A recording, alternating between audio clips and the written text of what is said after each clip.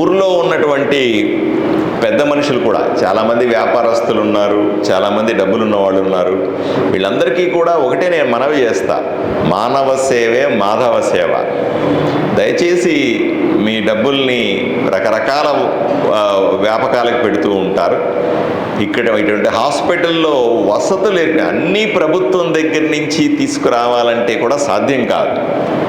నేను మీడియా ద్వారా డాక్టర్ల వైపు నుంచి నేను ఆదోనిలో ఉన్నటువంటి ప్రజలకు, లేకపోతే కొంచెం డబ్బులుండి స్థితిమంతులు చాలామంది ఉన్నారు ఊర్లో, దాతలు కూడా చాలామంది ఉన్నారు, ఎన్నో కార్యక్రమాలు దాతతో కార్యక్రమాలు చేసే వాళ్ళందరికీ నేను విన్నవించుకుంటున్నాను. దయచేసి ఇక్కడ మినరల్ వాటర్ ప్లాంట్లు పెట్టడమా, అదనంగా బెడ్లు కొనివ్వడమా, వీల్ చైర్లు కొనివ్వడమా, లేదా ఫెసిలిటీస్ ఏర్పాటు చేయడానికి ఖర్చు పెట్టగలిగితే మీ పేరు మీద, మీ కుటుంబ సభ్యుల పేరు మీద మీరు ఆ మంచి పనులు చేయగలిగితే మన ఊర్లో మంచి హాస్పిటల్ని, ఎందుకంటే నిరంతరం హాస్పిటల్ బాగలేదని ప్రభుత్వాన్ని నిందిస్తూ ఉంటే కూడా మంచిది కాదు.